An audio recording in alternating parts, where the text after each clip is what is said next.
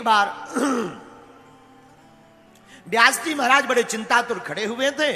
उसी समय श्री नारद जी महाराज पधारे। देवर्षि नारद जी महाराज की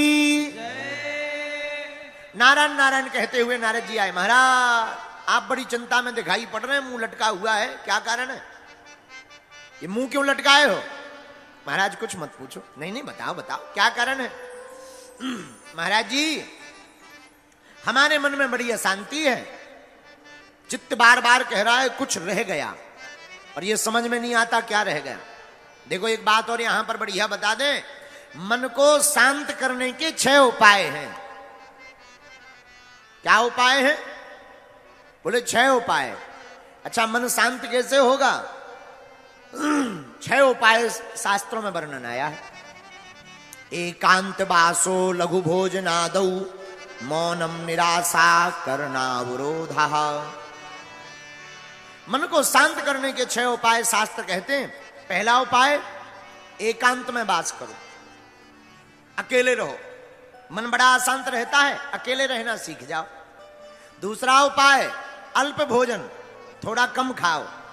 कई लोग इतना खा जाते हैं कि भोजन ही मना जब कर दे कि बस भैया रहने दो, हम वरना बाहर निकल आए, तब लोग मानते हैं। अच्छा पेट भी बड़ा खतरनाक है, कितना भी खा लो शाम को फिर कहेगा ले आओ कुछ, थोड़ा तो ले आओ, अब बहुत देर हो गई। अच्छा कोई शाम को भोजन कर रहा हो तो खूब खबाओ, हाँ भाई 2 पूड़ी और लो, रसगुल्ला लो, रसगुल्ला लो, लो लो लो, थोड़ा लड्डू खाओ, मोतीचूर का लड्डू है, अच्छा लड्डू है, बस भैया बहुत हो गया, बस बस। अरे नहीं नहीं हाजमा की गोली खा लेना, एक और खाओ।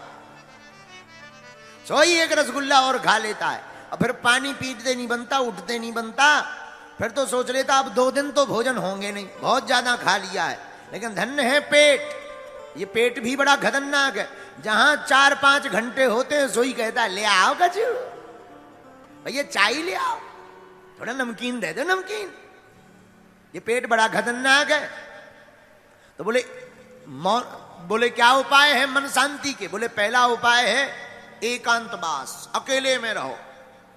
दूसरा उपाय देखो, एक और आदत भी बड़ी खतरनाक होती है।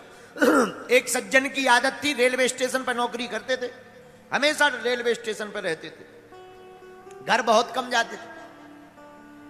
धीरे धीरे उनका रिटायरमेंट का समय आया, सोई अब बड़े खुश। बोले महाराज 6 महीने बाद अब तो रिटायरमेंट है, फिर तो कभी झांक के नहीं आना है रेलवे स्टेशन, इतने पक गए। अब 3 महीना बचे, अब तो और खुश, महाराज 3 महीना बचे बस, इसके बाद तो रिटायरमेंट है, फिर बहुत आनंद लेंगे, तीर्थ जाएंगे, बढ़िया घर पे आराम से सोएंगे। 2 महीना बचे, 1 महीना बचो, धीरे धीरे रिटायरमेंट हो ही गई। अब तो जिस दिन रिटायरमेंट हुआ महाराज भगवान की कृपा से नौकरी चुक गई। घर आए 2 दिनों बाद फिर रेलवे स्टेशन। किसी ने कहा तुम तो कह रहे थे कि लौटकर झांकना नहीं है रेलवे स्टेशन की तरफ, फिर से क्यों आ गए? अरे बोले अब कुछ मत पूछो, घर पे नींद ही नहीं आती है, लगता है जैसे पूरा संसार उजड़ गया हो। जब लोग पों ना सुनाई पड़े, जब तक चाय चाय ले लो चाय ये ना सुनाई पड़े, नींद ही नहीं आती है घर पे। तो बोले वो रहते थे घर पर, रिटायरमेंट के बाद भी सोने आते थे रेलवे स्टेशन पर। बोलो सीताराम, जोर से बोलो। इसको क्या कहते हैं? इसको कह देते हैं आदत। क्या कहते हैं? आदत कैसे छूटेगी? पहले से ही अभ्यास करो एकांत में रहने का। तो मन की शांति के 6 उपाय। पहला उपाय एकांत वासो, एकांत वासो लघु भोजनादौ। दूसरा उपाय कम भोजन करो। कई लोग खाने के लिए जीते हैं, पर जीना किस लिए चाहिए? खाने के लिए नहीं जीना चाहिए, जीने के लिए खाना चाहिए। हाँ, और कई लोग खाने के लिए जहां दिखे सोई दे। हमारे साथ एक सज्जन रहते थे, इतना खाते थे, भगवान नहीं बचाए उनसे, खूब खाते। अच्छा खाना चाहिए ऐसा नहीं है। एक बार तो हम हनुमान जी के लिए लड्डू रखे थे, वे पूरे खा गए। हमने जब ढूंढा, हमने कहा क्यों भाई लड्डू कहाँ गए? बोले महाराज जी हम तो भंडारा पा गए। हमने कहा भगवान का प्रसाद तो छोड़ देते। बोलो सीताराम। तो लघु भोजनादौ, दूसरा उपाय कम भोजन करो। तीसरा उपाय क्या? मौनम, बहुत कम बोलो। कई लोग होते हैं पटर पटर बोलते ही रहते हैं।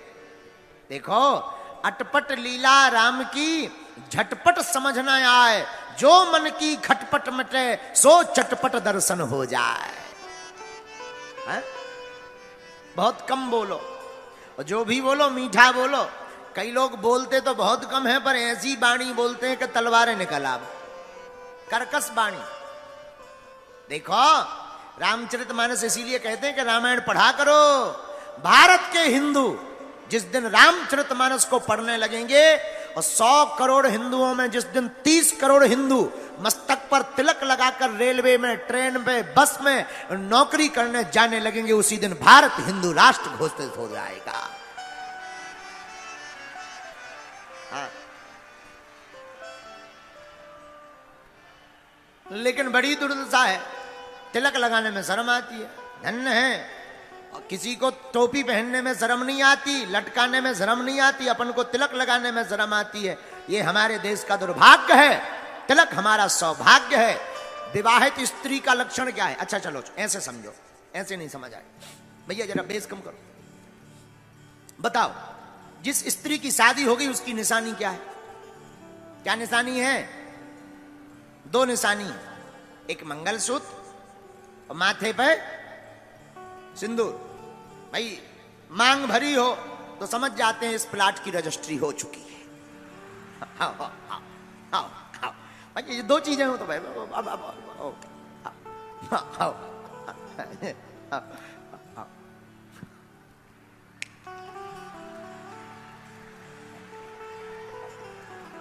ऐसा उठा मान लेते हैं दूर से, भाई मान लिया जाता है। अब भाई जुआ नहीं भाई हमारे पसीना है आगे से, आओ नहीं तो कल ही भाई हम अगर ज्यादा, एक बार हम एक जगह कथा कर रहे थे, सिर खुजा रहे थे, एक ठैया वो दवाई लेके आ गया।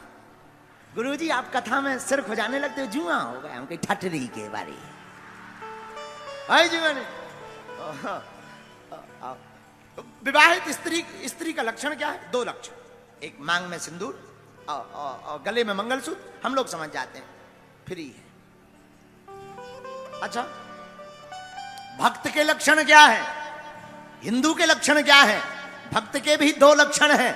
माथे पर भगवान के नाम का तिलक हो, गले में राम जी के नाम की कंठी माला हो, तो दूर से व्यक्ति समझ जाती है भगवान का भक्त है। लेकिन दोनों ही गायब है। अच्छा एक और सुनो, जब बात निकली है तो पूरी कहें। गले में माला होती है, गले में माला। कुत्ता 2 प्रकार के होते हैं, एक पालतू एक फालतू।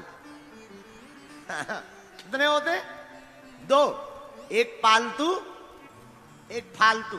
अच्छा इनमें अंतर क्या है? जिसके गले में पट्टा हो वो है पालतू, और पट्टा नहीं है तो कोई भी दे टाइम टाइम, उसे फालतू कहते हैं। भाई कोई पट्टे वाला कुत्ता शैतानी कर दे तो कुत्ता को नहीं मारा जाता, मालिक को ढूंढा जाता है। हाँ जी या ना जी बोलो। तो पालतू के लक्षण गले में पट्टा, फालतू के लक्षण कुछ भी नहीं। उसी प्रकार भक्त का लक्षण है, जिस भक्त के गले में माला होती वो राम जी का पालतू होता है, और जिसके गले में माला नहीं होती है वो फालतू होता है। बोलो सीताराम, जोर से बोलो। एकांत वासौ लघु भोजनादौ मौनम निराशा करनावरोधा। तो शांत रहने के 6 उपाय क्या हैं? पहला उपाय एकांतवास, दूसरा उपाय कम भोजन, तीसरा उपाय मौन रहिए। ऐसी वाणी बोलिए मन काया पाखो, औरों को शीतल करे आपो शीतल। ऐसी मीठी वाणी बोलिए, प्रेम पूर्वक बोलिए। महाराज जी, हाँ जी, सीताराम जी, हाँ जी, नमस्कार जी, ऐसी राम राम जी, राधे श्याम जी। कितना अच्छा संबोधन है? सीताराम कहो। लेकिन कई लोग ऐसी वाणी बोलते हैं। एक बात और, शब्द सम्हारे बोलिए, शब्द के हाथ न पांव। एक शब्द औषधि करे, एक शब्द करे घाव। ये जो 2 ग्राम की जीभ है ना, यही खतरनाक है। यही जीभ तुम्हें जूता पड़वा देगी, यही जीभ तुमको बढ़िया जो है सम्मान दिला देगी। तुम किसी को कहोगे सीताराम जी, सोई तुमको चाय मिलेगी, अच्छा भैया चाय पी लो, पानी पी लो, और तुम कहो काय बे, सोई दे लाल पड़ जाओ। ये जीभ बहुत खतरनाक है, चाहे जैसा प्रयोग करो, एक अक्षर में अर्थ का अनर्थ हो जाता है। बोलो सीताराम।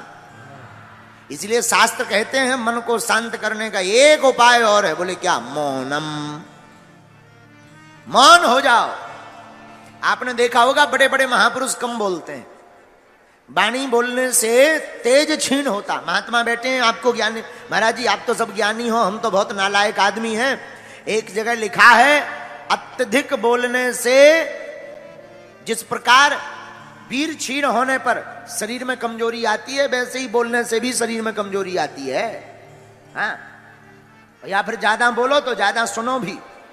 हमारे गुरुजी का वाक्य है, पूज्यपाद जगत गुरु भगवान श्री तुलसी पीठाधीश्वर गुरुदेव भगवान कहते हैं, भैया बढ़िया वक्ता बनना है तो बढ़िया श्रोता बनो, ज्यादा सुनो।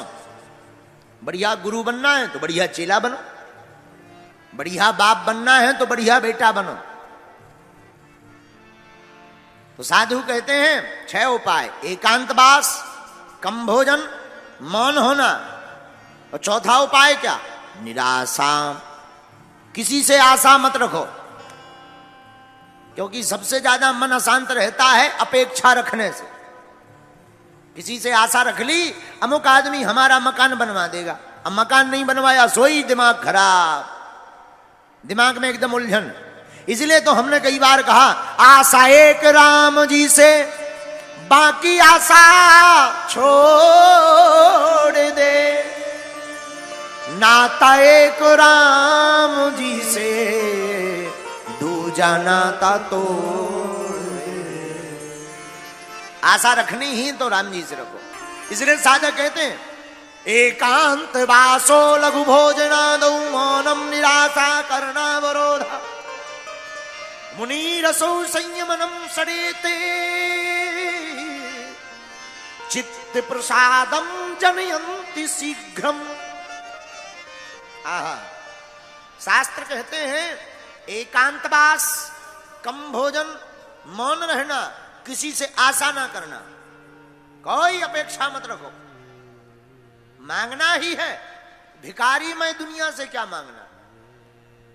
तुम जिनसे मांगने की अपेक्षा करते ये खुद भिखारी है, ये भी तो भगवान के दर पर मांग रहे। ये दूसरों, जो अमीर आदमी है वो भी अपने अमीर से मांग रहा, हमें भी लोन दो, वो खुद भिखारी है। जब खुद भिखारी है तो भिखारियों से भीख क्या मांगना? मांगना ही है तो दाता से मांगो, और दाता एक राम जी, भिखारी सारी दुनिया। राम जी के अलावा कोई भी इस दुनिया में दाता नहीं है। हा? और एक बात, सब मांगते हैं। अच्छा एक बात और, जो भिखारी हैं तुम उनसे मांगोगे, पता भी नहीं कि देंगे कि नहीं देंगे। कई लोगों को तो निराशा ही हाथ लगती है। और राम जी से मांगोगे, एक तो वो देंगे नहीं, देंगे तो सुदामा की भांति भर भर के देंगे। तो मौनम निराशा, कोई आशा मत रखो। और 5वां उपाय, इंद्रिय संयम। इंद्रियों पर कंट्रोल करो, मन शांत रहेगा। छोटे छोटे बच्चे जितने भी यहां पढ़ने वाले हैं, बहुत से बच्चे कहते हैं महाराज जी हमारा मन नहीं लगता। न कटा, मोबाइल देख रहे हो, रील चला रहे हो, ठुमका देख रहे हो, फलाना बदनाम हुआ ठिकाने के लिए। इन्हीं रीलों के चक्कर में तो बर्बाद है। अब पहले के जमाने में आगे को लोगों टिकटॉक है तो वो बंद होगा। अब हमको सिखाया गया, बोले गुरुजी अब रील चल गई, रील में कुछ नहीं होता, भील टाइम भर बर्बाद होता है। तो भाई मन शांति का उपाय क्या है? वासना से बचना है तो चलचित्र को देखना बंद करो। बहुत से बच्चे आते, महाराज जी मन में बहुत गंदे विचार आते। ये जितने पढ़ने वाले बच्चे हैं वो सुनो ध्यान से, युवान बच्चे जो पढ़ाई कर रहे हैं, भैया वासना से बचना है तो चलचित्र देखना बंद करो। इंद्रिय संयम, इसे शास्त्र में इंद्रिय संयम कहा। आंखों को क्या देखना चाहिए? कान दिए सुनवे को सत्संग, आंख संतों के दर्शन के लिए दी, कान किस लिए? भगवान की कथा सुनने। अब कई बच्चे तो कान में लगा लेते हैं लीड, अब दोनों तरफ लीड लगा करके कोई भी गाली बकता रहे, कोई पता नहीं गुंचू झुम कर रहे हैं। ठटरी के बरे, भगवान ने तुम्हें म्यूजिक सुनने के लिए कान नहीं दिए, फिर किस लिए दिए? कान दिए सुनबे को सत्संग, सो जीव दई भज मोहन को। कान भगवान की कथा सुनने के लिए भगवान ने दिए, पर जीभ, ये जो जीभ है इसके चटकारे लेकर बढ़िया चाट पकौड़ी खा करके चटकारे लेने के लिए नहीं दी, फिर किस लिए जीभ दी? जीभ दई भज मोहन को, दान के काज दिए दो हाथ। ये जो हाथ है ना, मोटरसाइकिल चलाने नहीं दिए, ना ना ना, दान के काज दिए दो हाथ, सो पामो दिए तीर्थ घूमन को। तो मन शांति का पांचवा उपाय है इंद्रिय संयम। आंखों से चलचित्र कम देखो, कानों से भगवान की कथा ज्यादा सुनो, हाथों से गुरु गोविंद के चरणों की सेवा करो। किसकी सेवा? लेकिन नए नए बच्चे तो पिटाई करके दूसरों की सेवा करते। बोलो सीताराम। इंद्रिय संयम। और छठवां क्या? प्राणायाम। प्राणायाम करो रोज, प्रातः काल उठो, सूर्योदय के पहले उठ जाना चाहिए, और सूर्योदय के पहले स्नान हो जाना चाहिए। सूर्य उदय के बाद जो स्नान करता है वो जो है राक्षस स्नान कहलाता है। कौन सा स्नान? राक्षस स्नान, उत्तम नहीं माना जाता। अब लेकिन आजकल तो लोगों का सुबह ही 10 बजे हो रहा है। पहले के जमाने में कोई अगर देर से जागे तो टेंशन होती थी कि क्या बात है, तबीयत खराब है क्या। और आज के जमाने में कोई जल्दी जग जाए, भैया पेट वेट तो ठीक है, 6 बजे ही उठ गए आज, क्या बात है? हाँ? बोलो सीताराम, जोर से बोलो सीताराम। हाँ, अब जो जमाना बड़ा, पहले प्रातः काल उठते थे तो कराग्रे वस्ते लक्ष्मी, कर मध्य तो सरस्वती, कर मूले तो गोविंदा, प्रभाते कर दर्शनम। प्रातः काल उठ करके माता पिता और बच्चे सब उठ करके बढ़िया हाथों को ऐसे मलते थे, कराग्रे वस्ते लक्ष्मी, ध्यान करते थे, हाथों को देखते थे, बढ़िया आंखों में लगाते थे, धरती माता को प्रणाम करते थे। प्रात काल उठ गई रघुनाथा, मात पिता गुरु ना वही माथा। लेकिन आजकल के बच्चे और आजकल के व्यक्ति उठते हैं तो कराग्रे वस्ते लक्ष्मी, कर मध्य तु सरस्वती, कर मूले तो गोविंदा, प्रभाते चाय कप दर्शनम। हाँ, आजकल श्लोक का अर्थ ही बदल गया। प्रभाते कप दर्शनम, पड़े पड़े ही चाय बन गई, 2-2 बार ठंडी हो जाए, बस 5 मिनट हो, बस चाय बनाओ, भर आंखें खुलेंगी। धन्य है इंसान का जीवन। अरे प्रातः काल उठ करके ठाकुर जी को बगल में रखो, ठाकुर जी के दर्शन करो, माता पिता के दर्शन करो, गुरु जी का चित्र रखो, गुरु जी के दर्शन करो, जिनसे चेतना मिलनी है, ज्ञान मिलना है, सद्विचार मिलने हैं, सद्विवेक बनना है, सद्बुद्धि प्राप्त होनी है। ऐसे महापुरुषों की जीवनी और उनके चित्र को अंकित करो, उनके चरित्र को पढ़ो। चित्र के पीछे भागोगे तो वासना में रहोगे, चरित्र के पीछे भागोगे तो उपासना प्राप्त कर जाओगे। ये 6 उपाय शास्त्र में मन शांत करने के बताए हैं। कोई भी अशांत व्यक्ति इन 6 उपायों को अगर करे, कितना भी अशांत हो, तो वो जो है अपने मन को चिर स्थिर कर सकता है।